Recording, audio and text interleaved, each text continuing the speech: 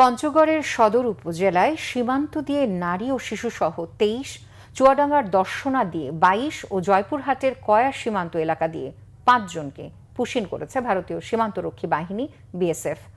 মঙ্গলবার দিবাগত গভীর রাতে পঞ্চগড়ের হাড়িভাষা ইউনিয়নের বড়বাড়ি সীমান্তের মেইন পিলার ৭৫৭ ২ নম্বর সাব পিলার এলাকা দিয়ে ২৩ জনকে পুশিন করা হয়েছে। তাদের মধ্যে ১৩ জন মহিলা, ৯ জন পুরুষ ও একটি শিশু। তারা সবাই যশোর, সাতক্ষীরা, লালমনিরহাট ও নড়াইল জেলার বাসিন্দা। এদিকে জয়পুরহাটের কয়া সীমান্ত এলাকা দিয়ে ৫ জনকে পুশিন করেছে ভারতীয় সীমান্তরক্ষী বাহিনী বিএসএফ। বিষয়টি নিশ্চিত করেছেন জয়পুরহাট ২০ বিজিবি অধিনায়ক লেফটেন্যান্ট কর্নেল আরিফুদ্দৌলা।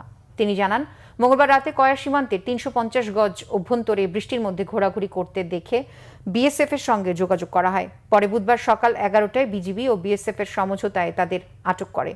এদিকে চুয়াডাঙ্গার দর্শনা সীমান্ত দিয়ে ২২ জনকে বাংলাদেশে অবৈধভাবে প্রবেশ করানো হয়েছে।